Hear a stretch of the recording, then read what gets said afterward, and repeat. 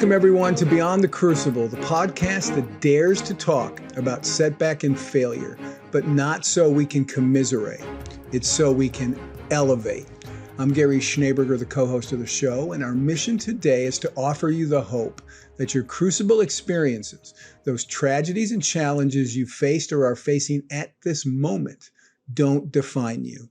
They refine you. They did not happen to you. They happened for you.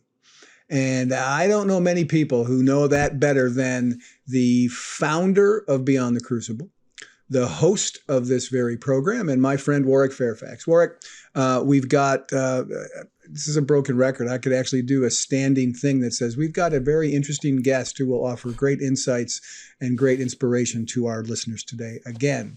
So I'm looking forward to it. Absolutely. I am too. Our guest today, listener, is Victoria McCooey.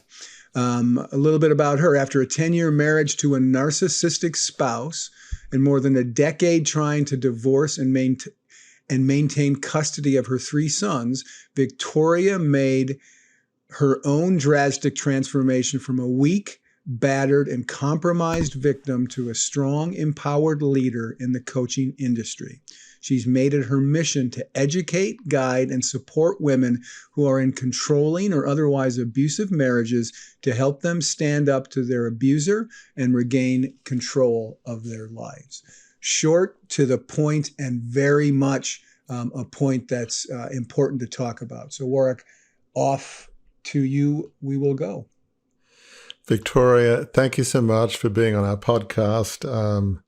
I love what you do as a narcissist divorce coach and speaker. I love the program you have, Reclaim Your Power System. What a great name. And, you know, we have all sorts of crucibles that we discuss with guests, but this whole being married to a narcissist, I mean, it seems like it's an epidemic. I can't tell you how many friends we have, women that my wife knows who've been married to narcissists. It's almost like it's this disease that's just spreading. I mean, it's just crazy. I've had personal experience in my family with people who've been married to narcissists, and some personal experience at some level myself with, you know, having experienced it from somebody else. So there's a lot of it out there, but before we get into kind of what you do and your marriage, what was life like for you growing up? What was your family life pre-marriage, pre-trauma, pre-crucible? But it's very telling because that was my normal. You know, my parents had a very dysfunctional marriage. There was a lot of control and abusive behavior, and that was my comfort zone. You know, they say you marry your father. I very much married my father. Talk a bit more about that, because it just sounds so common, you know? Yeah. And it's going to be hard for people to understand.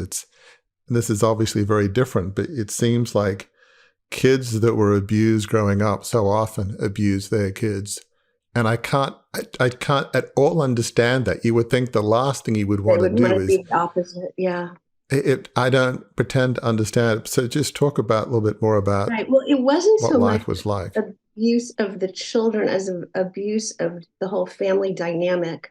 You know, I'm old. I grew up in the 60s. So nobody knew about this. We certainly didn't talk about it. There was no social media or any mainstream information about this.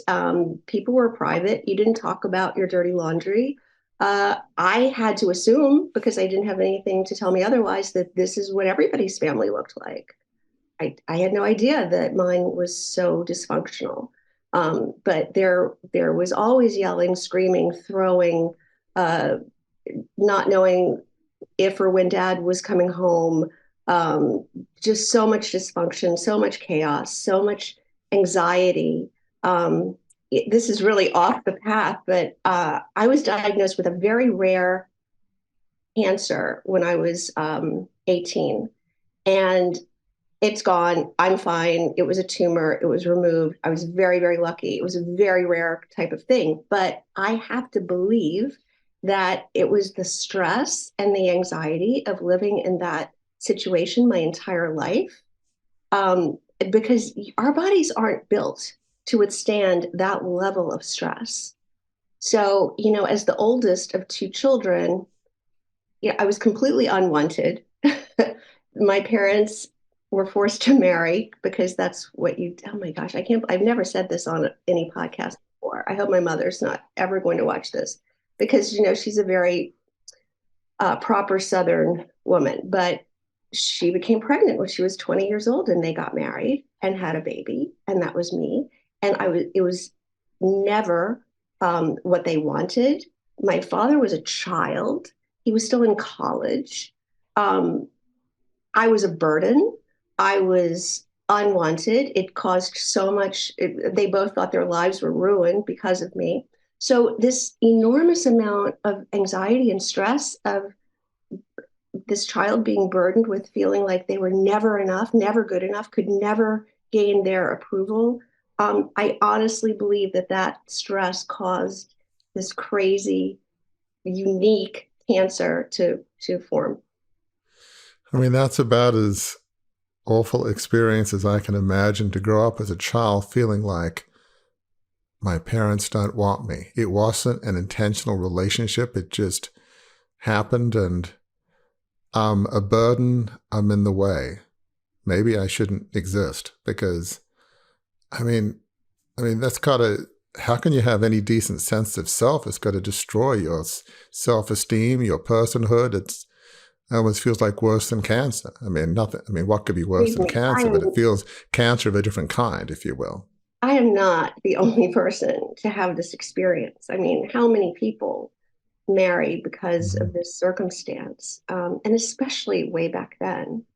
Mm-hmm. So I'm not alone here.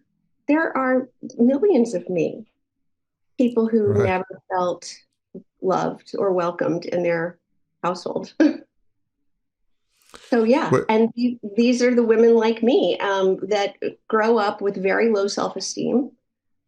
I had to figure out how to people please, right? And it was very different from my two parents. For my father, it was to stay away from him.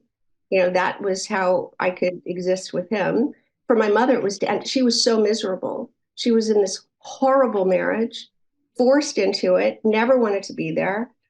She was in her own hell. And the way I got affection or attention from her was to entertain her. So I'm like entertaining my mother, trying to make her laugh all the time so I get some approval, and staying away from the other parent because that's how I could get approval from him. Talk about school, college. What did you enjoy doing? Did you enjoy academics, sports, the arts? What was it like for you? I was an overachiever. And, I talk about this freely because all of the people who are attracted to my business, to my coaching, are just like me. So we're a very large niche. We are the people who end up in these relationships. As accomplished as I am, I was an overachiever. I made straight A's. I got into the best college. I did everything right. But I think it was my coping mechanism. I needed to get away from my parents. So I retreated into my room and I studied just because there wasn't much else I could do without getting in the way. So that paid off for me in that I became highly educated. I moved away as soon as I could, right? I went away to college, then I moved far away. I grew up in the South. I moved to New York for a job and stayed there and ended up marrying there. So yeah, I'm not sure if I answered your question, but that's what I was. I was athletic. I was on sports teams. Whatever I pursued, I was very competitive. I had to be the best at it. So on the surface, you go to a good college, good job in New York, everything is going great. How did you meet your first husband? How did that all happen? In an airport. Okay. Yeah, it was a very chance meeting. We had nothing in common. There was no reason for us to have ever been in the same place at the same time. And he was very charming and very handsome and very exciting. And he swept me off my feet. Wanted to do all kinds of amazing things. We skied, we traveled, we sailed, we had this big life. We did, and things were very, very good for a long time. So, but the whole time I thought, oh my gosh, he's going to figure out that I'm not good enough. So I was people pleasing throughout that entire phase. I think there were signs, there were certainly red flags that I chose to ignore because I was so lucky, I thought, to be in this relationship. So I certainly am just going to look the other way. But looking back, the real change happened as soon as I had our first child. We were together, we dated for 2.5 years, and then we got married, and I got pregnant immediately, like literally honeymoon baby. And so 9 months later, we have our first child. That was when the mask fell. And I'm guessing it was because I was in, like there was no escaping. I was tied to him forever now. So up until you were pregnant, you said there might have been some little signs, but it sounds like he was a good-looking guy, is probably accomplished, charismatic. Were you thinking, "Gosh, I'm pretty lucky. I got a good catch"? I thought I was the luckiest girl in the world. And that's sort of amazing. So it didn't seem obvious. Sometimes, I don't know, it's a silly way to put it, but villains, if that's the right or wrong word, they don't always come in a black cape. Hey, I'm a villain. Watch out. They can be very charming. It's not that obvious always, if you will. And I noticed even back then, I was noticing that my friends, people I would introduce him to, either loved him or hated him. There was no middle ground. Huh. Yeah. If they bought into his narrative of who he was, he loved, then he charmed them. But if there was any doubt, if they were suspicious of him at all, he turned on them immediately, and he was awful to them. And that was one red flag, right? When he is awful to some of your friends, it's like, what's that about? But did you not see the signs? It was like, I feel so bad about myself. I'm lucky to get anyone halfway decent, kind of thing. Exactly. I really thought he was like the best thing I could ever have hoped for, right? That was way out of my pay grade. I really thought, and he perpetuated that. Like, I was so lucky to have him narrative. So I was just always walking on eggshells, trying to be perfect, trying to do the right thing, trying to check all of his boxes. And I wanted so badly for him not to leave me. So yeah, I looked away, but that is a product of that low self-esteem and the lack of confidence and the lack of self-worth. And I see this as a pattern across the board with all of the people I work with. It seems like you were almost reliving your childhood in a sense. You were thinking, Mom, well, Dad, I want to be the perfect daughter, the perfect person, make your mom laugh, entertain her. How can I entertain, boyfriend, fiance, husband as, you moved on in the relationship? Because that's how you grew up with. So you were just reliving the same cycle, if you will. Right. Does that make sense? Absolutely. And then when it became our marriage, it was, well, you need to do this. You need to do this. Well, in order to prove yourself, so you need to do this. And the asks became larger and larger and more difficult and more illegal. And it just became like it went off the rails.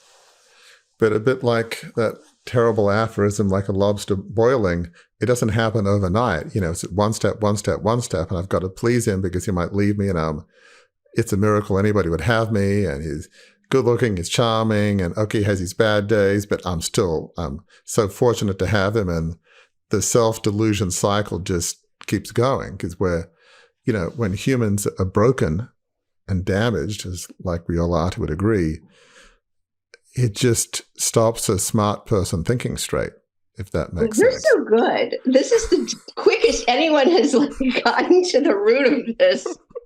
Wow.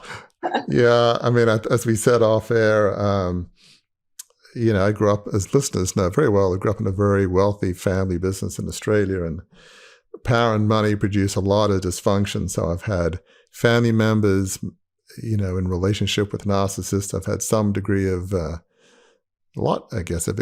personal experience myself. So yeah, I guess because I have some experience with it, I'm no expert, but I have some personal knowledge, put it that way. Maybe that's why. So yeah, it's sorry. Also, it's a textbook. I mean, it makes perfect sense, right? You can totally. Yeah. So I really feel vindicated when you said about the lobster. That is exactly what it's like. And back then, I was so ashamed of where it had gotten to that I was too embarrassed to confide in anyone. It's like, how could someone as smart as I am allow myself to get into this situation? Well, it's as simple as saying you were hurt and damaged as a child, and that's why. It's sort of that simple. It's not your fault. You put anybody in your situation, 99% of people are going to really struggle. It's not your fault. Does that make sense? It does to me now, but when you don't Right. see, when you're in it, in the forest, you can't see the trees, right? It was just humiliating. I remember being at, this is when I'm going to cry, being at a parade at this local little town we lived in, and my college roommate was there. I mean, she didn't live there. I guess she was visiting. It was like a resort town. And I saw her in the crowd far away, and I went the other way. Like, I went away from her. I haven't seen her in 10 years because I was too ashamed. I'll jump in at this point and say I'm part of the team too, right? I know people who I'm close to who have experienced some of the things that you coach about, Victoria. And one of the things that I've heard from some of them is on that point that you mentioned of people close to you, the narcissist doesn't interact well with them. They then come to the woman, share some things about that, trying to defend their loved one. And that is not usually met with acceptance. That's not usually met with, that doesn't necessarily cause problems in the relationship per se, or really bombastic ones. But I remember one woman I'm close to saying that at some point her mom kept coming to her and saying, this isn't right. That's not right. You shouldn't put up with that. You shouldn't have to put up with that. And eventually her mother met with her rebuffs, just finally said, okay, I'm done talking, not in an angry way, but I'm going to let you be. Is that a common experience? I would think it is. Yes, it absolutely is. But more importantly, I think, is that it's really hard for the victim here to verbalize what it is that's happening, because it happened insidiously over so much time. There wasn't a day when it just started, it just snowballed in such a slow way that you can't really put your finger on what the problem is. Right. And that's the insidiousness of it, going back to the lobster in the pot, right? If you ask the lobster in the pot on Tuesday, are you hot? Are you being boiled? He's going to go, no, I don't even know that it's hot in here. Well, it feels kind of warm and comfortable. Right. Exactly. But wait 2 years, 3 years, 4 years, the lobster is going to have a different point of view, as you indeed had a different point of view and your clients do as well. So, Anyway, I think the great thing is that because I lived this, like I didn't study it, I lived it. I lived it, then I studied it, and then I understood the dynamics of it. And now I have a unique position to help people who don't see, just like I didn't see, where they are and what's going on. So I want to get to that, but just so that listeners get kind of, I guess, the full arc of the story. So you're gonna make me do this more. I'm sorry, but it's gonna it'll help the listener, I think, understand, I'm afraid, what's going on and then how you cope with that. So you had this, it felt like pretty good in a sense. He was charming, handsome.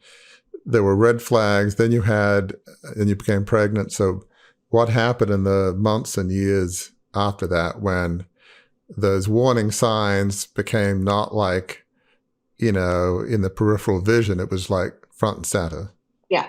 So he became very, very cautious about who saw what was going on inside our house. So now I wasn't allowed, over time, it became not allowed to have anyone over, not to allow anyone in. The requests were always about money. So I continued to have babies. I had a plan. I wanted lots and lots of kids, which I do. I had three. I had 3 children in 3.5 years. So boom, boom, boom. I thought I was old. Of course, now it doesn't. I know it wasn't. But when we got married, I was 30. So I was like, I got to get going. So boom, boom, boom. 3 babies. I was in a fog. I had worked at that point as a freelance writer. So if I didn't work, I didn't make money. There was no maternity leave, right? I was working for myself. So when I wasn't able to work during the child birthing part, I didn't have income, but I would take projects in between as I could. But certainly my income drastically reduced, but it was never a problem because I was led to believe that he made lots of money and there was never a money problem. So without getting into too much detail, he owned real estate, he owned properties. And so he collected rent from these properties. But it was all very gray, like not transparent, didn't really let me into what was going on. So while I wasn't earning, he paid everything, controlled all the money. And if I had a small project, it was like a drop in the bucket compared to what he was paying for. So he would say, oh, let me have that. I'll just put it toward happily, right? I'm not really contributing much. Once that happened, when all of my paychecks went directly to him, I could never undo that again.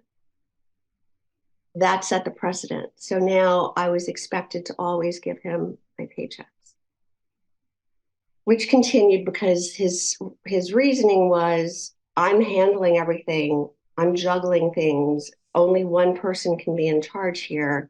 I just need you to let me figure out what to do with the money. Okay, then it became his business upside down, it was a family business, a lot of family discord, all kinds of commotion.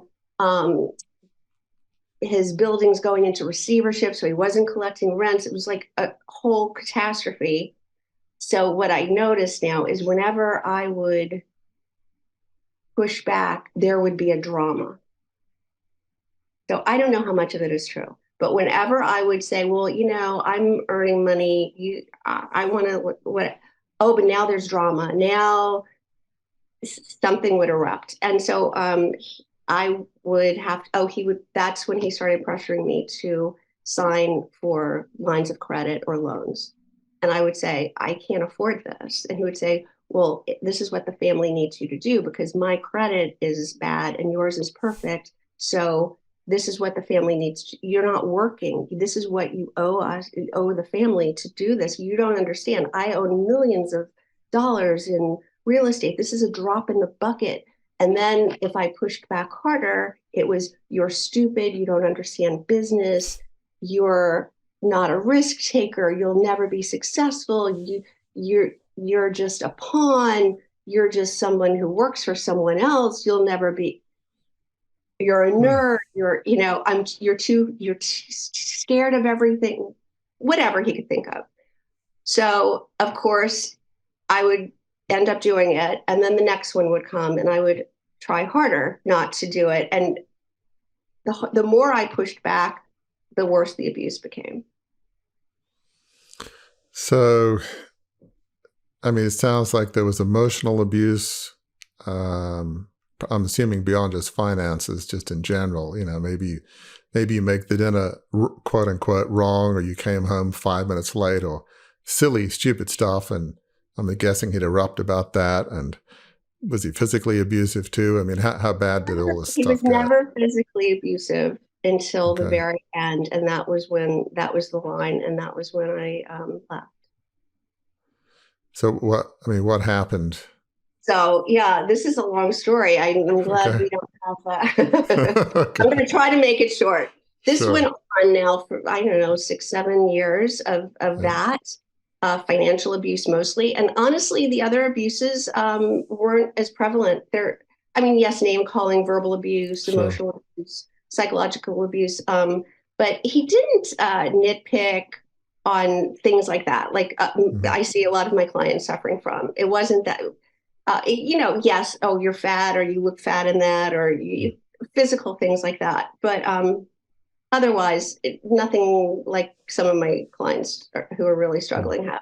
Anyway, so it started when the debt was so big. The debt became bigger and bigger. I could never pay this off. It just was so astronomical. Then I found out that we owed a lot of back taxes for years, that because his business was very difficult to do accounting for. It was buildings and depreciation and amortization and all these properties. And he had an accountant that he had always worked with that I never met. All I was, I got some 1099s. I was all so transparent.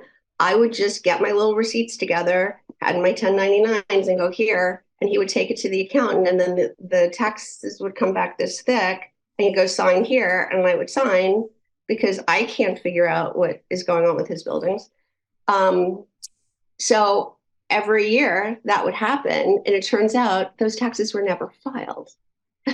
So there was no way for me to know. I didn't know. They weren't being filed.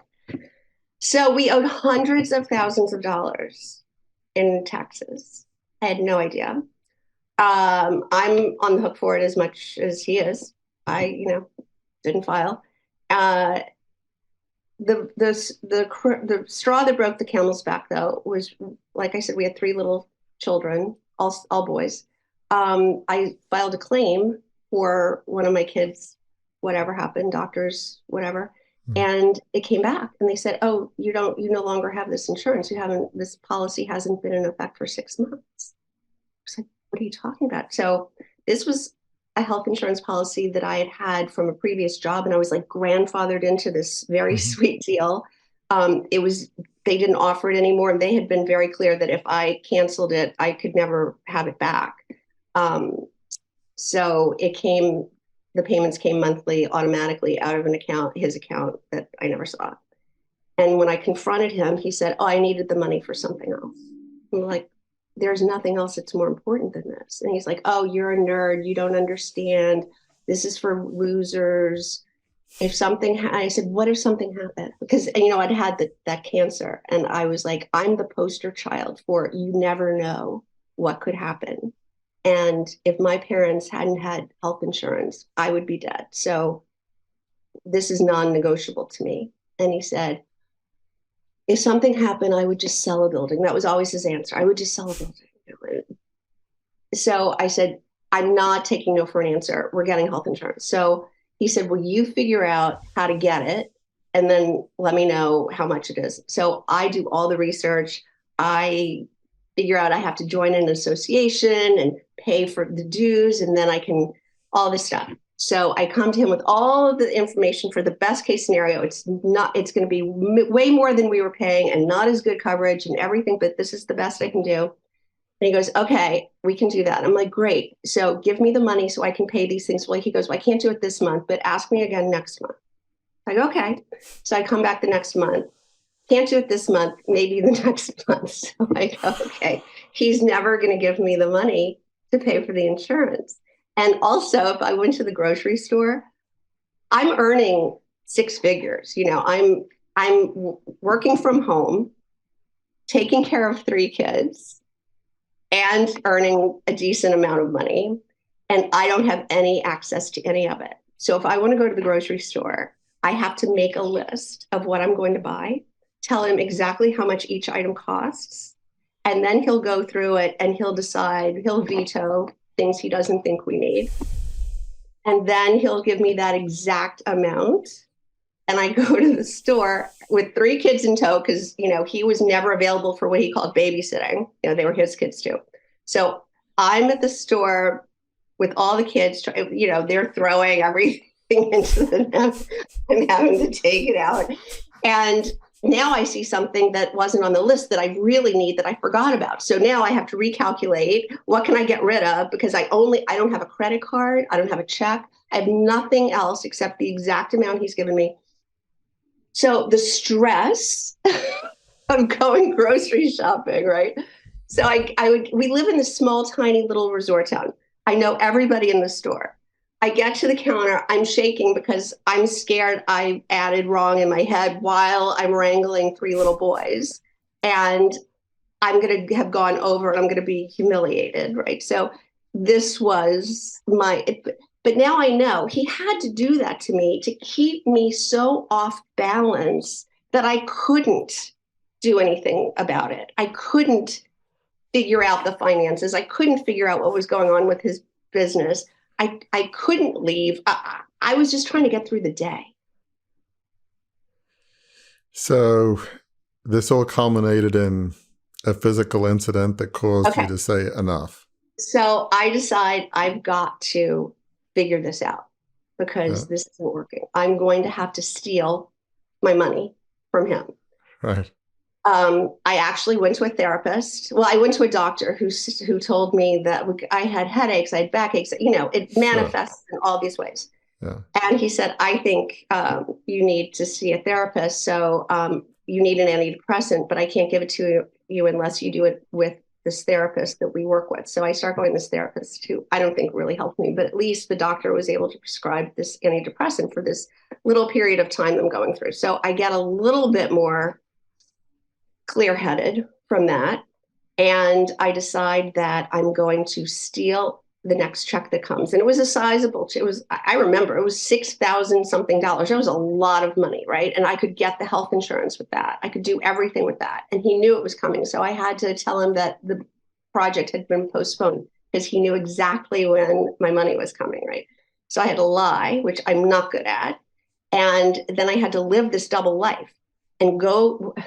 This is another funny story. Go to the post office box to get the mail every day before he could to see if it had come. The reason we had to use a post office box was because he took the numbers off of our house and removed the mailbox because that way the process servers had a harder time finding him. All day, every day, there were process servers. We couldn't answer the door. We couldn't answer the phone. He was running from everyone. And if you did answer the door, we had to lie and say he wasn't there. The stress of all this is crazy. So I get the check. I'm shaking like a leaf. It's my money. I'm shaking like a leaf because I'm stealing it. And I go and I deposit it into another account at a new bank he doesn't know about. And now these are the olden days, right? I had to wait for it to clear. What I don't know, because I had no idea, and this is how I can help my clients now, you just don't think about these things, but I gave them my address and they sent a letter saying, oh, here's the schedule of when your funds will be available. And he gets this. I was so close. I was so close.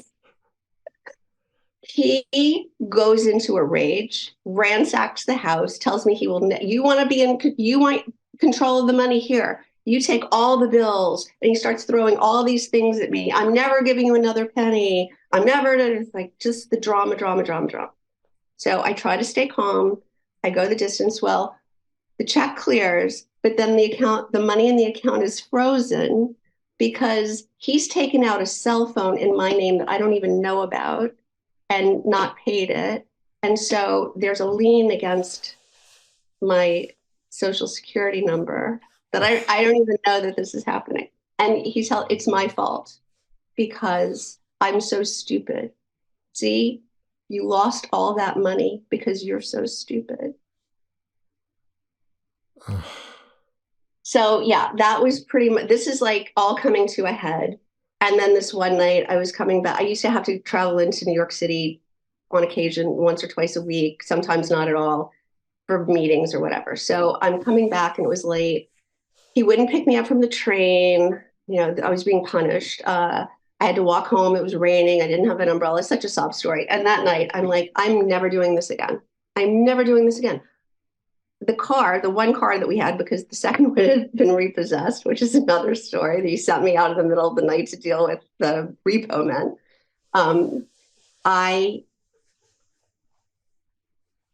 The car that we did have was in my name. I paid the bills. I paid for the gas. I paid for everything. And I wasn't allowed to use it though. He used it. And if I needed to go somewhere, I had to use a taxi, borrow a car, use a bike, like get the kids around another way. So I said, I'm never doing that again. I am taking the key. There was only one key.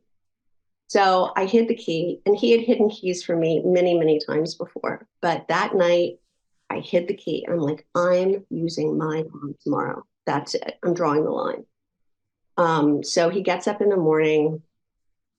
I'm sitting there. It's 8 o'clock in the morning. I'm doing homework with my littlest one because, of course, I was working the night before and didn't get home until after bedtime, and nothing had gotten done. So I'm trying to help him. My husband comes down and wants to go get bagels. He's decided that's important. He's going to get bagels. So he goes to get the key to the car, and it's not there. So he knows immediately that I've taken it because he's done this to me so many times. And this is the day. This is like the pimple popped this day. He ransacked the house. He'd done this before, thrown everything everywhere, dumped out my bag looking for the key, stomped on my cell phone and broke it, took my wallet, breaking things in half.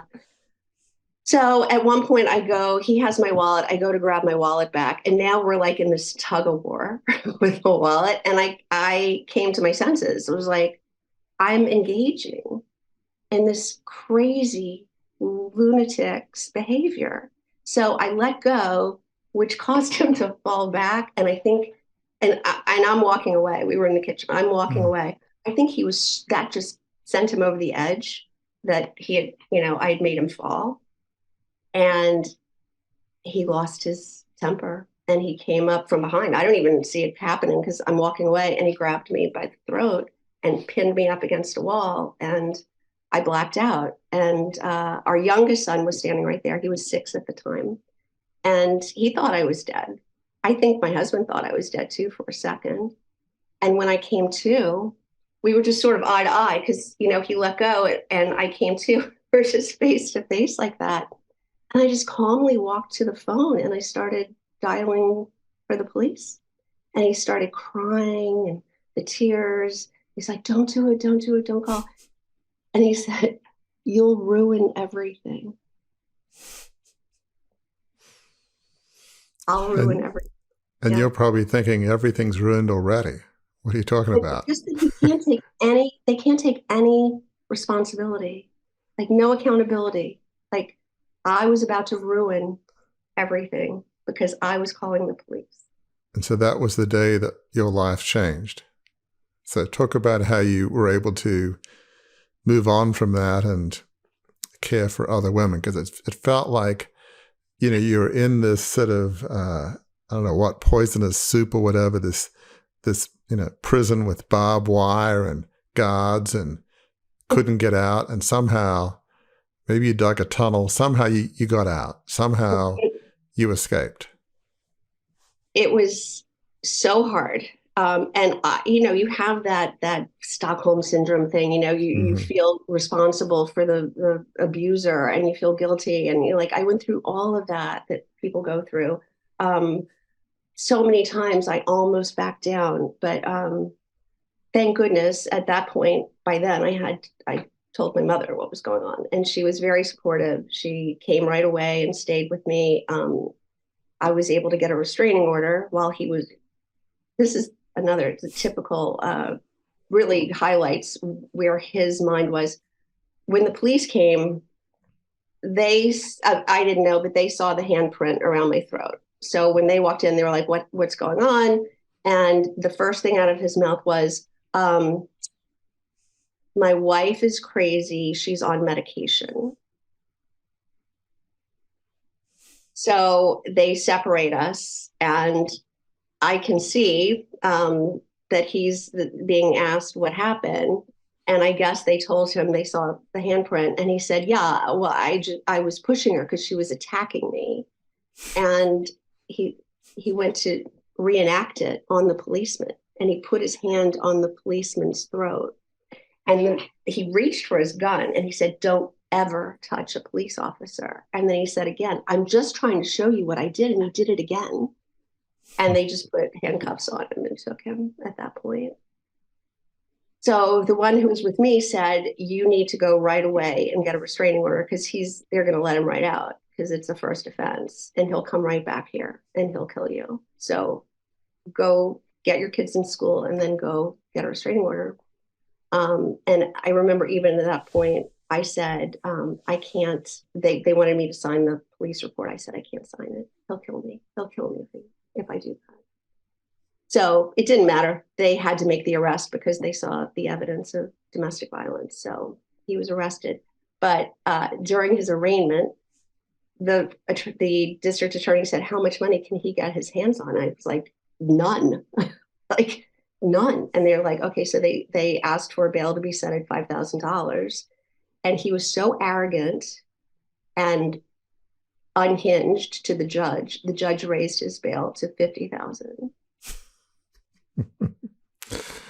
That's pretty stupid, I gotta say. So how was I able to? Yeah. So I have such a debt of gratitude to this agency called the Coalition Against Domestic Violence here in New York. It's all over the country. It's called different things though, but here it's called the Coalition Against Domestic Violence. So when I went to that courthouse in that small town, they had an outpost there. And as soon as I said I wanted to get a restraining order against my husband, they were called up, they came swooping in, and they guided me through the whole process. They told me things like, you have to go get temporary custody of your children, because as soon as he gets out, he's going to try to take them. Like all these, which is what I do now. I'm doing what they did for me, for my clients, but they were so helpful. So they guided me through the process. It was very long and very hard. Their divorce is hard, but divorcing a narcissist is in a category all by itself. And it was a long time ago, so laws were different. People didn't know about this as much. He was able to manipulate the system so much more than somebody could do now, but it was a long, hard battle. And our divorce wasn't final for 6 years.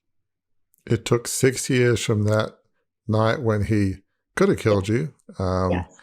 I almost lost custody. I almost lost custody of my children. Because they said they're boys and they need their father. Well, not this kind of father. You know, what kind of role model is this for the last role model you need for your boys? But on the outside, the community loved him. He was the soccer coach and the lacrosse coach, and he did all this wonderful stuff. But it was all, for his ego. He was like the athlete, and everyone thought he was so terrific. And so he was able to convince them that I was crazy, I was the problem, I was unhinged. And at that point in my life, I had been compromised. And this is the horrible part of this, is that these women, typically women, are abused and they're compromised and they're at their lowest point, and they are not presenting in a good way because they haven't had a chance to heal. So and this is when they have to persuade a court that they're the better parent. Right. And they don't have that capacity at that point. So how did you find a way to heal and use that to heal others, because you had a lifetime of, well, in some ways, abuse, of damaged self-esteem. I mean, it's like, how do you grow a rainforest in a desert? It feels like impossible. It feels like it'll take hundreds of years of, positive climate change, if that's possible. I mean, it must have felt like almost climbing Mount Everest to have a sense of self-esteem. If you don't have any sense of self-esteem yourself, how in the world can you have enough capacity to help anybody else? It's sort of like when you're in a plane, you got to breathe oxygen before you can stick it on your kids. So how did you manage to come back and have enough self-esteem to care for others? It took a really long time for me to heal because I didn't know about the resources. It was a different time. Things weren't available like they are today. And I was just still trying to get through the day, struggling to raise these 3 kids with a person who's not co-parenting, but counter-parenting, trying to sabotage everything I try to do. The divorce took 6 years, but we were still in and out of court for another 9 years after that, because he was trying to change the child support commitment constantly, or change custody constantly, or I was having to go chase him down for child support constantly. So we were always in court. I was in court for 15 or 16 years, nonstop. So I couldn't heal until really that was over. And then I went on a journey. And then I really just decided that I wanted to do all the things that I had never had a chance to do before. My children were in a good place. He was out of our lives. I was remarried. I had a wonderful new husband and stepdaughters, and everything was falling into place. And I just started consuming so much information about transformation, about healing, about spiritual journeys. I did it all. I did everything. I had a job at that point where I was commuting in and out of the city. So at one point, I actually moved out of our bedroom, my new husband's and my bedroom, because I was up all night. I was listening to things. I was writing journals. I was reading, and I didn't want to keep him up anymore. So for like 2 or 3 months, I just did anything I could get my hands on until I found the things that really worked.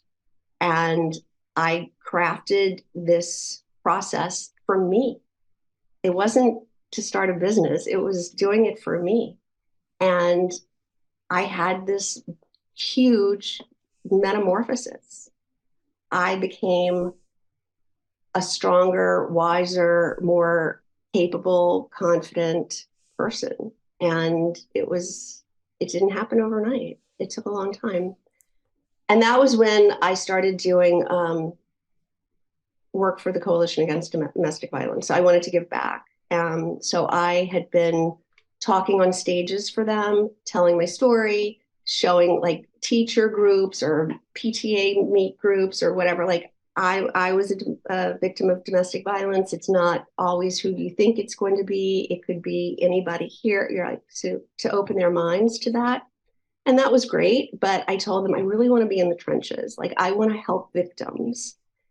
So there was this program where they trained people who had a social work background to go to the hospital when somebody presented with a domestic violence incident. And I begged them to let me do it. And they said I didn't have the background. I would have to go get all this certification. So finally, I bugged them enough. They let me do it for years. I bugged them. So I finally was able to go into this training. And it was a year-long training. So this was during my whole new transformational period.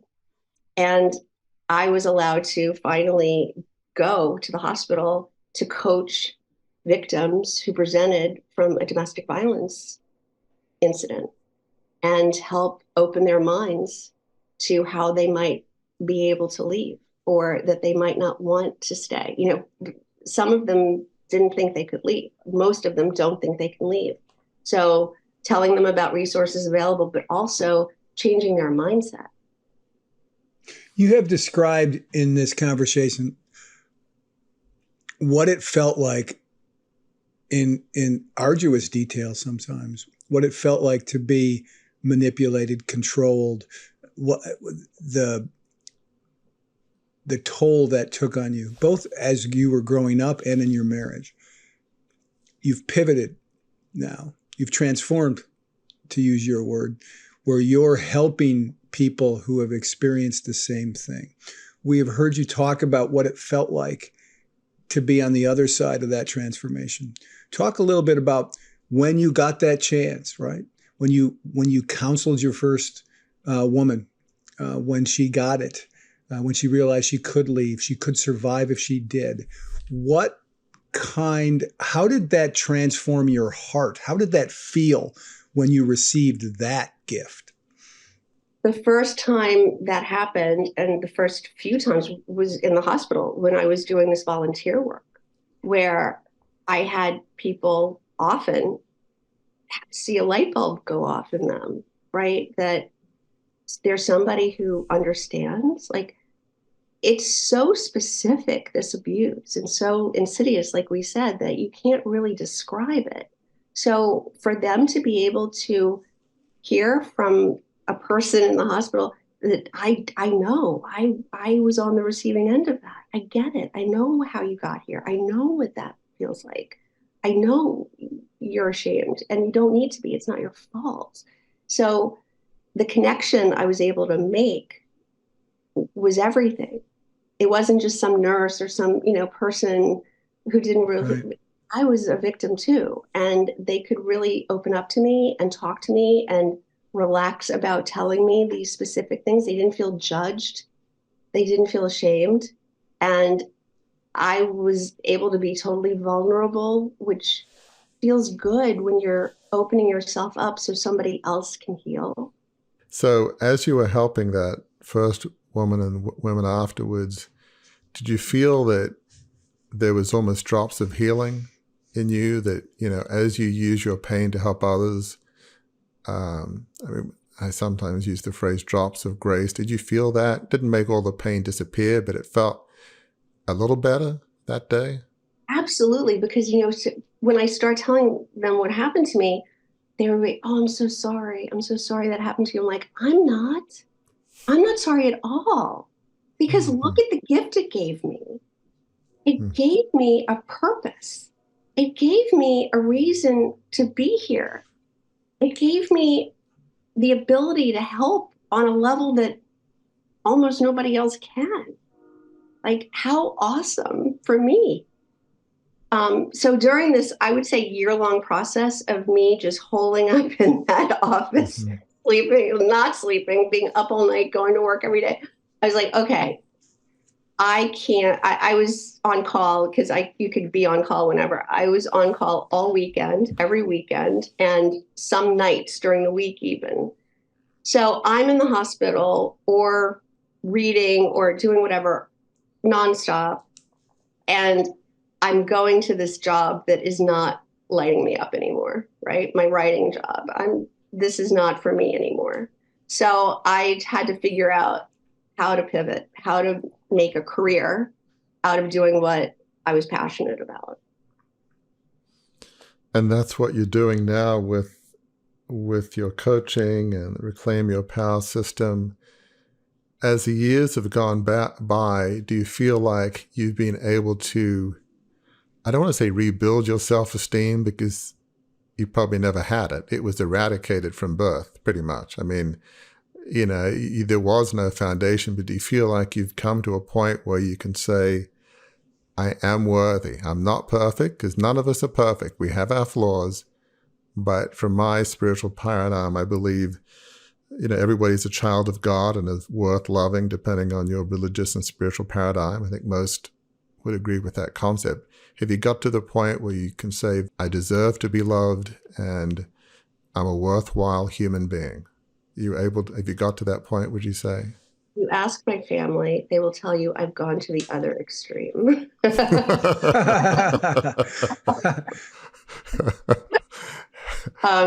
Yes, and it feels great. I have great boundaries in place. I maybe sometimes to a fault, but the pendulum goes all the way to the other side before you can figure out where the middle is. I'm very confident. Even my husband, my new husband, was one of the first to notice. He's like, "You're like a different person." When I came out of that year-long experience, he's like, "You hold yourself taller, straighter. You've always got like this smile on your face. You're happy to be alive. You're just like, I came out of my shell, I just was able to feel really, really good that I was really contributing in such a worthwhile way. I felt so good about myself. And I still do. And I'm not sorry about what happened in the least, because I really see it as a gift.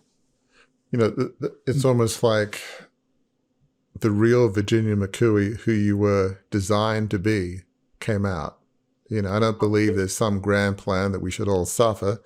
One can debate about good versus evil and spiritual warfare, and a lot of religions do, but you became the person you were always designed to be, which I think is a wonderful thing. What a fun experience, this journey. And I found the person. Some people never find out who they're supposed to be.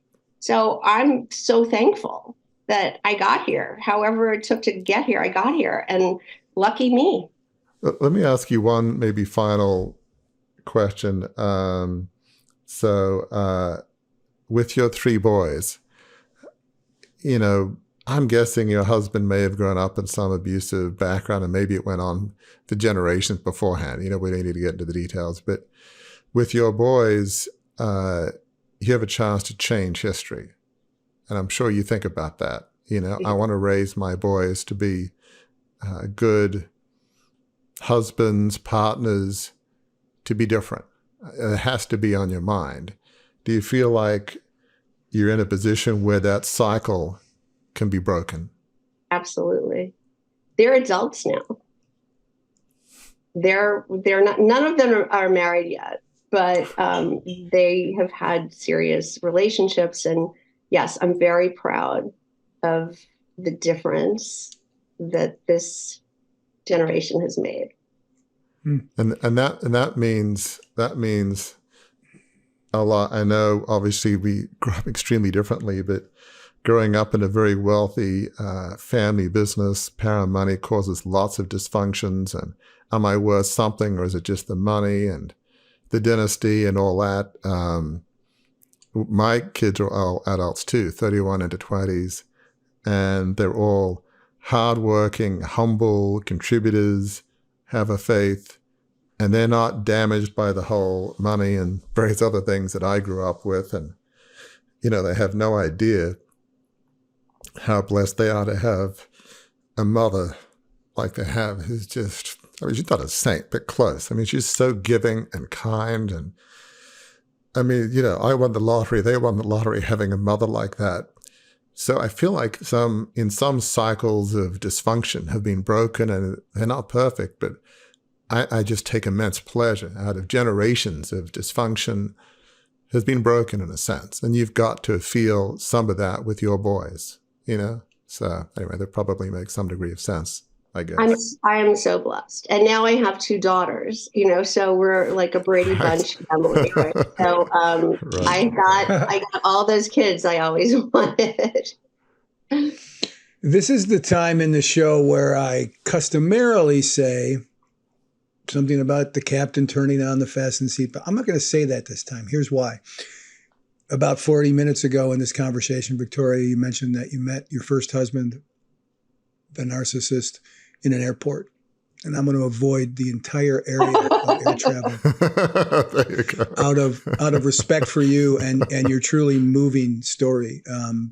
We're just going to say we're getting to the point where we're going to wrap up this episode. Before we do that, though, I would be extraordinarily remiss if I did not give you the opportunity to tell listeners who've heard you unpack this very moving and meaningful story, if I didn't give you the chance to tell them where they can find you online and how they can engage your services if they do indeed need to.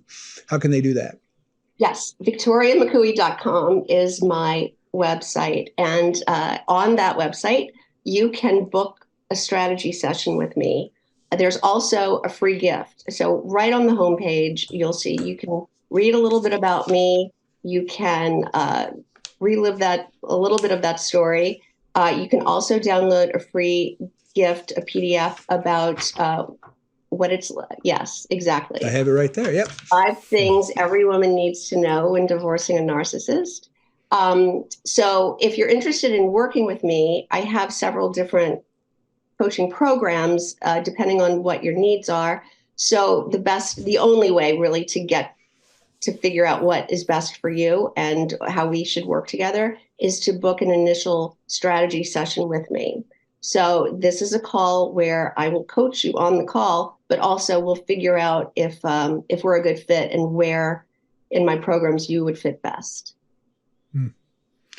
Warwick, as always, the founder of this whole thing, you get the last question or 2 or however many you want.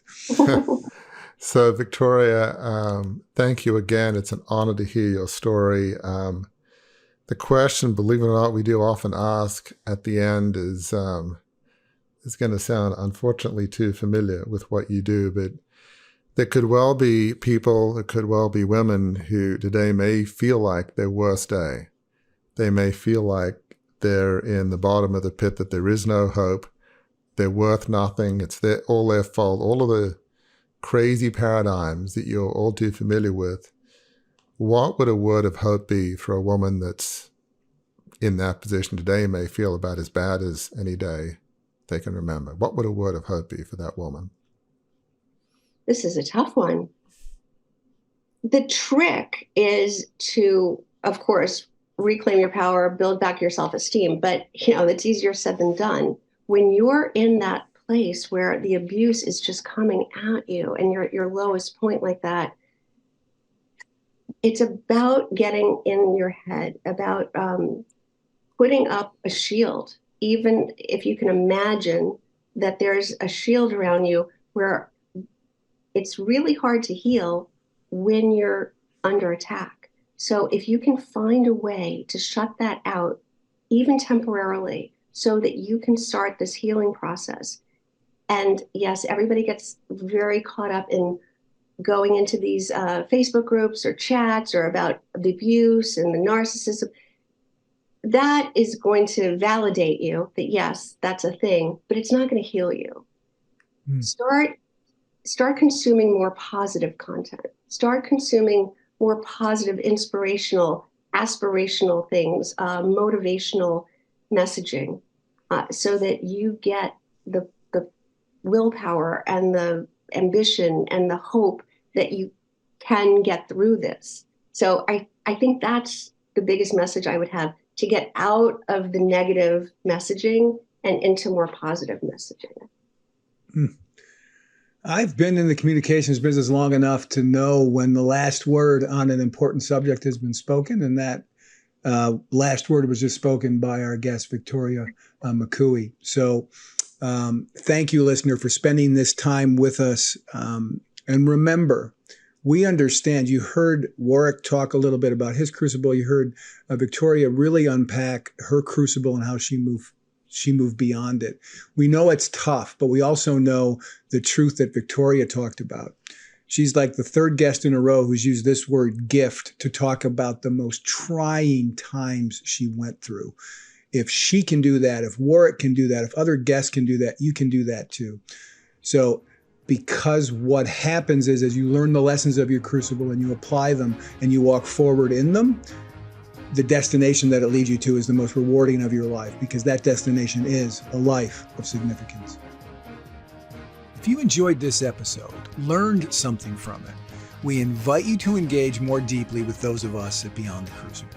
Visit our website, beyondthecrucible.com, to explore a plethora of offerings to help you transform what's been broken into breakthrough. A great place to start? Our free online assessment, which will help you pinpoint where you are on your journey beyond your crucible and to chart a course forward. See you next week.